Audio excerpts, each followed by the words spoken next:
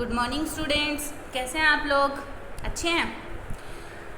हमारा चल रहा है हिस्ट्री का chapter forest society and colonialism. इस चैप्टर में हमने फर्स्ट वीडियो हमारी बन चुकी है, जिसमें हमने क्या क्या पढ़ा है एक छोटा सा क्विक रिव्यू कर लेते हैं। इसमें सबसे पहले इम्पॉर्टेंट टॉपिक्स थे, मतलब इंट्रोडक्शन था। इसमें वाई डिफॉरेस्टेशन था, फिर the rise of commercial forestry था, रिबेलियन इन द फॉरेस्ट था, फॉरेस्ट ट्रांसफॉर्मेशन इन जावा। ये कुछ इसके टॉपिक्स थे और इन्हीं के सब टॉपिक्स हमने इन चैप्टर में पढ़ने हैं। तो इसमें हम फर्स्ट वीडियो में क्या क्या पढ़ चुके हैं। सबसे पहले हमने इंट्रोडक्शन पढ़ा, उसके बाद वाई डिफॉरेस्टेशन में हमने डिफॉरेस्टेशन क्यों ज़रूरी है ये पढ़ा, लैंड्स टू बी इम्प्रूव पढ़ा हमने। उसके बाद स्लीपर्स ऑन द ट्रैक्स हमने पढ़ा कि कैसे स्लीपर्स के लिए फॉरेस्ट को काटा जा रहा था। प्लांटेशन पढ़ा, प्लांटेशन जो है वो भी डिफॉरेस्टेशन के लिए रिस्पॉन्सिबल है। The rise of commercial forestry पढ़ा कि कॉमर्शियल फॉरेस्ट्री जो है उसका कैसे राइज हुआ। तो इसके बाद फॉरेस्ट की क्लासिफिकेशंस हमने पढ़ी थी। उसके बाद how were the lives of people affected, लोगों की लाइफ्स को कैसे इन चीज़ों ने अफेक्ट किया था। और how did forest rules affect cultivation, cultivation को कैसे फॉरेस्ट रूल्स ने इफ़ेक्ट किया था, तो ये पढ़ा हमने। अब नेक्स्ट टॉपिक हमारा आता है हु कुड हंट, कौन हंट करता था, यानी कि कौन ये काम जो है ये मतलब कि लोगों को हंट करना है, लोगों को परेशान करना है, ये काम कौन करता था, तो ये हम इस टॉपिक में पढ़ने वाले हैं। Before the forest law, many people who lived in near forest had survived by hunting। ठीक है, फॉरेस्ट लॉ से पहले जो लोग जंगलों के आसपास रहते थे वो लोग हंटिंग के द्वारा सरवाइव करते थे, यानी कि हंटिंग से वो जैसे उनको मांस वगैरह चाहिए, मांस वगैरह खाने के लिए, या जंगलों में जानवरों को इस तरीके से वो सरवाइव जो थे वो करते थे। The customary practice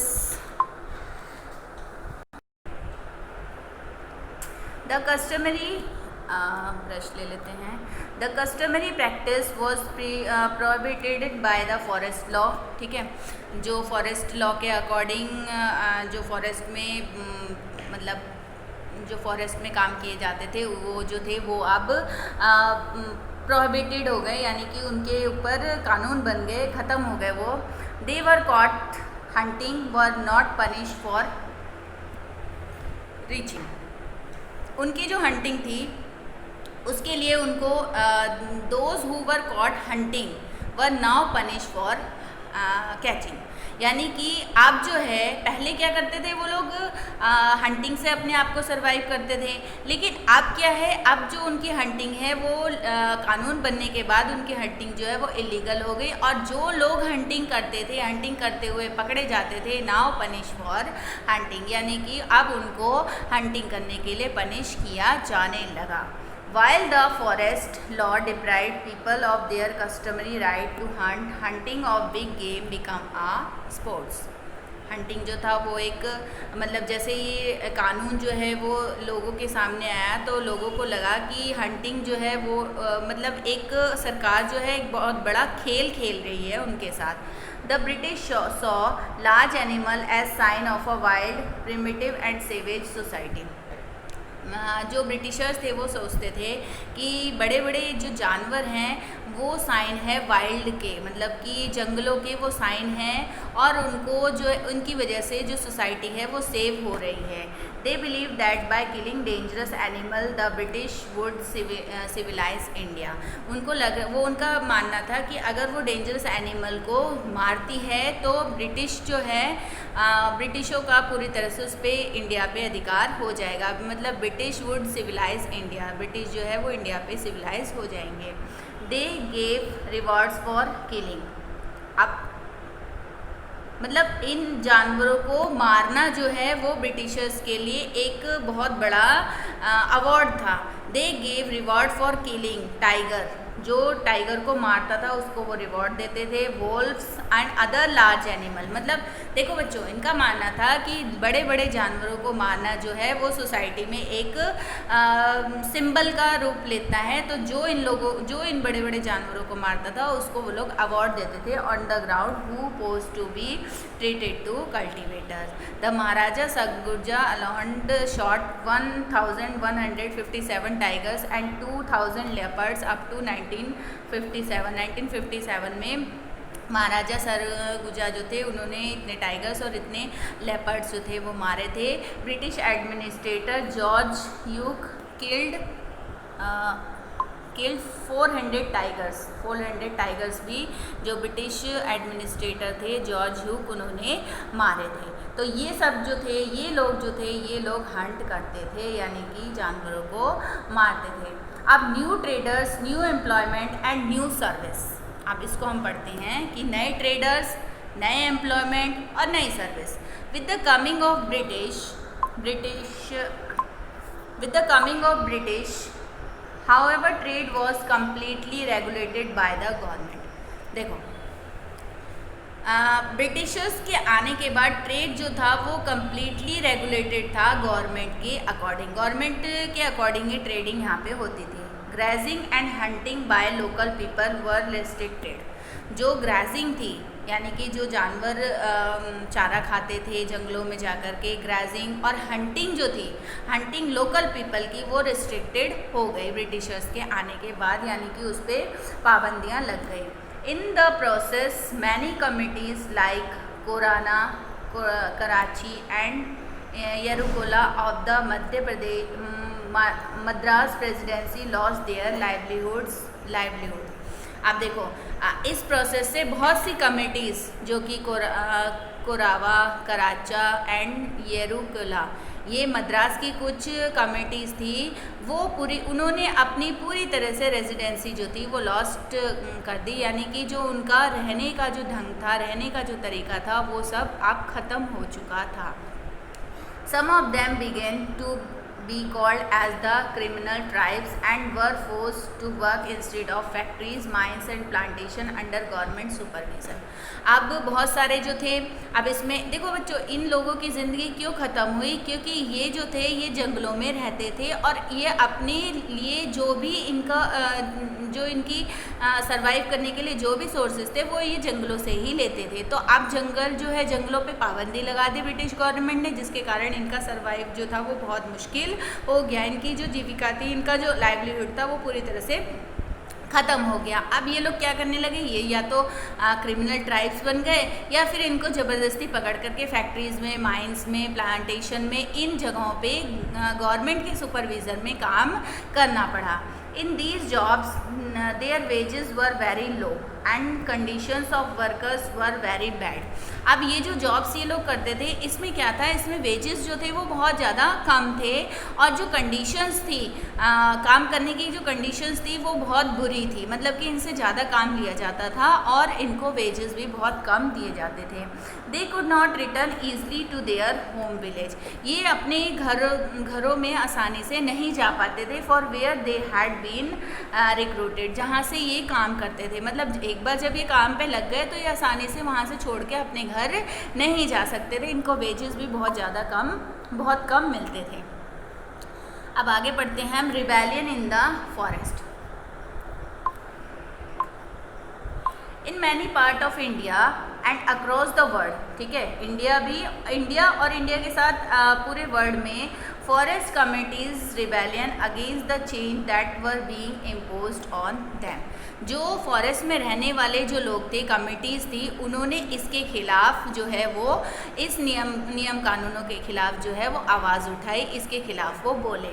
the leaders of these movement are still remembered in the song and story. इनके जो लीडर्स थे, लीडर्स ने जो मूवमेंट किए थे उसको यादगार बनाने के लिए सॉन्ग और स्टोरीज़ का सहारा लिया गया, या ये सॉन्ग और स्टोरीज से इनके जो मूवमेंट्स थे उसको आज भी याद किया जाता है। We will now discuss in detail on such rebellion which took place in kingdom of Bastar in 1910। अब इसी श्रृंखला में, इसी कैटेगरी में एक रिबेलियन ग्रुप था बास्टर किंगडम का रिबेलियन ग्रुप था 1910 में। तो इसके बारे में हम थोड़ा सा पढ़ते हैं। द पीपल ऑफ बास्टर, ठीक है, बास्टर के people. Bastar is located in the southern part of Chhattisgarh and border Andhra Pradesh, Orissa and Maharashtra. Bastar जो है वो लोकेटेड है कहाँ पे? Southern most part of Chhattisgarh, Chhattisgarh के सदर्न मोस्ट पार्ट पे है, जिसका बॉर्डर जो है वो आंध्र प्रदेश, उड़ीसा और महाराष्ट्र से लगता है। A number of different communities live in Bastar such as Maria and Muria Gonds, Dhurwas, Bhatras and Halbas. ये कुछ ऐसी कम्युनिटीज़ है जो कि इस एरिया में रहती थी। They speak different language but share common customs and belief. अब इनकी भाषाएं तो अलग अलग थी, लेकिन इनका रहन सहन और पहनावा ओढ़ावा ये सब जो था ये एक कॉमन था। The people of Bastar believe that each village were given in land by earth. इन लोगों का मानना था, जो बास्टर में लोग रहते थे उन लोगों का मानना था कि जो लोग गांव में रहते हैं उनकी जो ज़मीन है वो उनको उनकी village was given it land by earth, मतलब कि अर्थ ने उनको ज़मीन जो है वो दे रखी है। And in return they look after the earth by making some offering at each agriculture festival. और अगर ये ज़मीन इनसे ले ली जाती है तो फिर अर्थ जो है वो उनको और कोई दूसरी ज़मीन या एग्रीकल्चर के लिए कोई दूसरी ज़मीन देगा। In additional to the earth they show respect to the spirit of river, the forest and the mountain.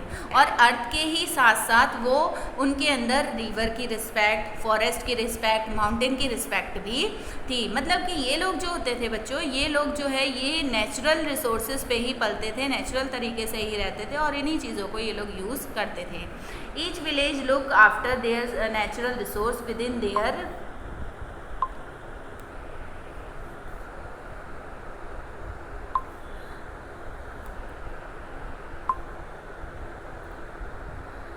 अब देखो, each village look after their natural resource with in their boundaries. जो भी लोग थे उनके जो नेचुरल रिसोर्स थे वो उनकी बाउंड्रीज के अंदर ही उनको मिल जाते थे। Every year there was a big hunt where the headman of, हर साल जो है इनको बहुत बड़ा नुकसान होता था जब हेडमैन जो है वो यहाँ पे आता था, हेडमैन जो है वो इनको परेशान करता था। The fear of the people, अब लोग जो थे, लोगों का डर, ठीक है, लोगों का डर जो था वो कैसे था? When the colonial government made a law for the forest, ठीक है। अब ये तो कहानी आपने बास्तर के लोगों की पढ़ी कि उनका क्या मानना था और वो लोग क्या क्या करते थे। लेकिन जब कॉलोनियल गवर्नमेंट ने लॉ बनाए फॉरेस्ट के लिए, the people of Bastar were very worried, they saw it as a crime. उनका मानना था, जो पीपल बास्टर के लोग थे वो लोग बहुत ज़्यादा घबरा गए और उनका मानना था कि उनके साथ क्राइम हो रहा है, वो इसको क्राइम कहते थे। People began to gather and discuss their issue in their village council, in bazaars and at festival of whatever the headmen and priest of several village are assembled। अब ये लोग जो थे इन्होंने क्या किया, ये इकट्ठा हुए, डिस्कस किया, विलेज में काउंसिल की और बाज़ार में, फेस्टिवल्स में हेडमैन और प्रिस्ट जो थे सेवरल विलेज और बाज़ारों में और मंदिरों में प्रिस्ट जो थे वो सब इकट्ठा हुए और उन्होंने इस पर चर्चा की। The initiative was taken by the Dhurwas of the Kanger forest. जो स्टेप लिए गए, जो शुरुआत में स्टेप लिए गए वो लिए ध्रुवास जो कंगार फॉरेस्ट में रहने वाले थे। Where reservation first took place, जहाँ पे सबसे पहले रिजर्वेशन हुआ था। Although there was no single leader, many people speak of Gundadhur from village Nethanar as a important figure in the movement. इस मूवमेंट की ये भी एक इम्पॉर्टेंट फिगर थी गुंडाथुर। इन 1910 में mango boughs a lump of earth, chillies and arrow began circulatory between village. ये भी एक सोसाइटी वो थी, कमिटी थी जिसने मिलकर के ये 1910 में रिवॉल्यूशन किया था। These were actually message inviting villagers to rebellion against the Britishers. ये जो रिवॉल्यूशन इन लोगों ने किए थे, ये रिवॉल्यूशन जो थे ये एक एक्चुअल मैसेज था लोगों के लिए, गांव में रहने वाले लोगों के लिए, विलेजर्स के लिए, कि वो ब्रिटिश के खिलाफ बोले, ब्रिटिशर्स के खिलाफ, ब्रिटिशर्स के अगेंस्ट जो है वो बोले। अब इस रिवॉल्यूशन में इन लोगों ने क्या किया था? बाजार वॉज लूटेड, बाजार जो थे वो लूट लिए गए थे। The houses of officials and traders, school and police station were burnt and robbed and grain redistribution. बाजार लूट लिए गए थे, जो ऑफिसर्स थे और ट्रेडर्स थे उनके हाउस पे अटैक किया गया था, लूट लिया गया था। स्कूल और पुलिस स्टेशन को जला दिया गया था या उनको रॉब्ड कर दिया गया था, चोरी कर ली गई थी वहाँ पे। और जो ग्रेन था, जो अनाज था, उसको दोबारा से रिडिस्ट्रीब्यूशन कर दिया गया था। The British send troops to suppress the rebellion. और ब्रिटिशर्स जो थे वो भी चुप नहीं बैठने वाले थे, उन्होंने अपनी ट्रूप्स भेज दी थी, अपनी सेना भेज दी थी रिबेलियन पे वो करने के लिए। They punish those who participated in the rebellion. और जो इस रिबेलियन में, जो इस आंदोलन में पार्टिसिपेट करता था उसको पनिश करते थे। However they never manage to caught Gundadhur. इस तरीके से ये जो थे ये मैनेज नहीं कर पाए गुंडाथुर को। फॉरेस्ट ट्रांसफॉर्मेशन इन जावा। अब देखो बच्चों, दूसरी एक कहानी है रिबेलियन की, जावा की। Java is now famous as a rice producing island in Indonesia. ठीक है, ये इंडोनेशिया का एक शहर है जो कि राइस प्रोड्यूसिंग आइलैंड के नाम से फेमस है। But once upon a time when it was mostly covered with the forest. ये तब की बात है जब वहाँ पे जंगल जो है वो पूरी तरह से जंगल से ढका हुआ था। Java in Indonesia is where the Dutch started forest management. यहाँ पे फॉरेस्ट मैनेजमेंट जो था डच ने स्टार्ट किया था। Like the British they wanted timber from the Java to build ship. Britishers की तरह ये भी यहाँ से टिम्बर लेते थे और जावा में शिप्स जो थे वो बनाते थे। कौन? Dutch. The woodcutters of Java. Java के वुड कटर्स की अब हम थोड़ी सी स्टोरी देखते हैं। The Kalangas of Java were a committee of skilled forest cutters and shifting cultivator. जो कलंगास थे जावा के, ये भी एक कमेटी है जावा की। स्किल्ड फॉरेस्ट कटर, वो जो थे जावा के जो कलंगास थे वो स्किल्ड फॉरेस्ट कटर थे। स्किल्ड फॉरेस्ट कटर का मतलब है कि जो जंगल होते थे उसको, जंगलों को काटने के लिए ये स्किल्ड होते थे, मतलब सक्षम होते थे, कुशल होते थे। और शिफ्टिंग कल्टीवेटर भी ये थे, यानी कि कल्टीवेशन जो है वो शिफ्ट मतलब एक जगह से दूसरी जगह भी आसानी से ले जा सकते थे। The Dutch tried to make control over them but they fail. Dutch जो थे वो चाहते थे कि वो इन पे कंट्रोल करें, लेकिन वो ऐसा नहीं कर पाए। अब क्या बना? Dutch scientific forestry. Dutch scientific forestry बनाई गई, जिसके तहत क्या हुआ, अब हम आगे पढ़ते हैं।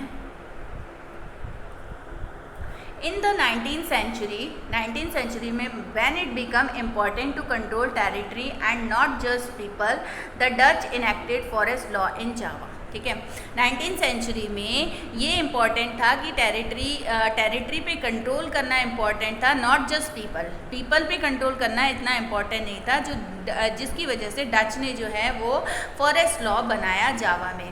फॉरेस्ट लॉ बनाने का उनका एक मात्र ही कारण था कि उनको टेरिटरी पे कंट्रोल करना था, पीपल्स पे नहीं। Those were mainly same to that of India by the britishers. अगर तुलना करें तो सेम ब्रिटिशर्स की तरह वहाँ पे भी कहानी चल रही थी। In 1882 2,80,000 sleepers were alone transported from Java. Java से 2,80,000 स्लीपर्स जो थे वो ट्रांसपोर्ट हुए। Blandongdiensten system. In this system, इस सिस्टम में क्या होता था, Dutch first imposed rent on land being cultivated in the forest and then exempted some villages for these rent if they worked collectively to provide free labor and buffaloes for cutting and transporting timber. अब इस system में क्या होता था, ये Dutch ने system बनाया था। इस सिस्टम के तहत डच जो थे पहले क्या करते थे, फर्स्ट इम्पोज रेंट वो इम्पोज कर देते थे किस पे, लैंड बीइंग कल्टिवेटेड, जो लैंड पे कल्टीवेशन करते थे, जो लैंड पे खेती करते थे इन द फॉरेस्ट में, and then exempted some villages from these land if they work collectively। और अगर ये जो गांव के जो लोग होते थे वो अगर एक साथ काम कर रहे हैं तो उस मतलब जो रेंट उन्होंने लगाया उसको वो बढ़ा भी देते थे। और to provide free labour and buffalo for cutting and transporting timber, transport और टिम्बर के कटिंग से वो जो थे वो भी इनको ट्रांसपोर्टेशन और लकड़ी काटने के लिए उनको फिर ये जो लोग होते थे, जो लोग गांव में रहने वाले लोग होते थे, वो इनका काम फ्री में करते थे। उनको ये फ्री में उनसे ये काम कराते थे जो लोग रेंट नहीं दे पाते थे। अब जो लोग देखो रेंट लगा दिया उन्होंने, जो लोग खेती बाड़ी करते थे, और जो लोग रेंट नहीं दे पाते थे या वो चाहते थे कि फ्री में काम करें, उनसे ये लोग क्या करते थे, ट्रांसपोर्टिंग टिम्बर और टिम्बर को कटवा लेते थे फ्री में। समीम्स चैलेंज, अब देखो समीम्स चैलेंज क्या है। अराउंड 1890 की बात है। Surontiko Samin of Randublatung village, a teak forest village, began questioning state ownership of the forest. He argued that the state had no created the wind, water, earth and wood, so it cannot own it।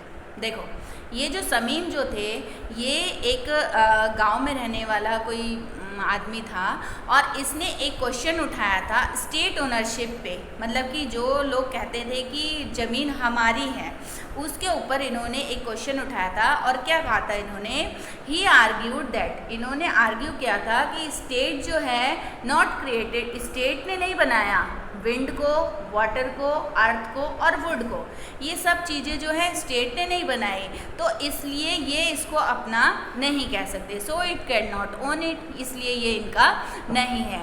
Soon uh wide spread movement develop, जल्दी ही ये बातें जो थी, ये विचारधारा जो थी ये बहुत जल्दी वाइड स्प्रेड हुई, फैली। Amongst those who help organise it and Samin son in law, जो लोग इस ऑर्गेनाइज को हेल्प करते थे, almost those who help organise it वो समीम सन इन लॉ, जो लोग इसको ऑर्गेनाइज करते थे उनको समीम के सन इन लॉ कहा जाता था। By 97 3000 families were follow his idea, करीब 3000 फैमिलीज ने इसके आइडिया को फॉलो किया। Some of the Saminist protest by laying down on their land when the Dutch came to survey it। जब इसको प्रोटेस्ट करने के लिए ये लोग क्या करते थे कि जब डच के लोग जो है वो सर्वे करने आते थे तो ये लोग अपनी ज़मीन पे लेट जाते थे। while other refused to pay taxes or fines on the performed labor, और जो दूसरे थे उन्होंने टैक्सेस और फाइन्स जो थे उसको रिफ्यूज़ कर दिया था। अब आगे है बच्चों वॉर एंड डिफॉरेस्टेशन। अब आगे बच्चों war and deforestation. The first world war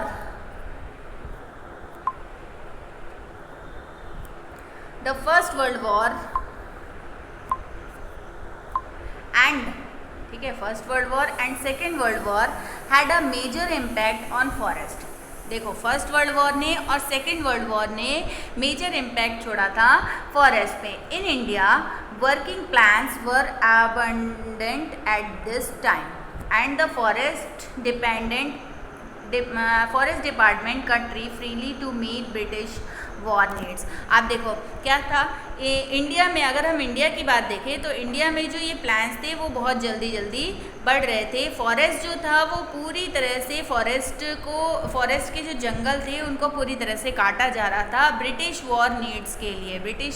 Britishers जो वॉर में इन्वॉल्व थे तो उनकी जो आर्मी को की ज़रूरतों को पूरा करने के लिए इन जंगलों को काटा जा रहा था। इन जावा, अगर जावा की बात करें, just before the Japanese occupied the region, the Dutch followed a scorched earth policy, destroying sawmills and burning huge piles of green teak logs so that they would not fall into Japanese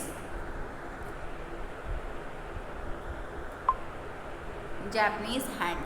तो इसलिए इन्होंने Japanese के hand में नहीं। अब जावा की कहानी देखें तो just before the Japanese occupied the region, मतलब जापानीज़ ने जब ऑक्यूपाइड किया रीजन को, the Dutch followed a scorched earth policy, Dutch ने एक पॉलिसी अपनाई, स्कॉटर्ड पॉलिसी।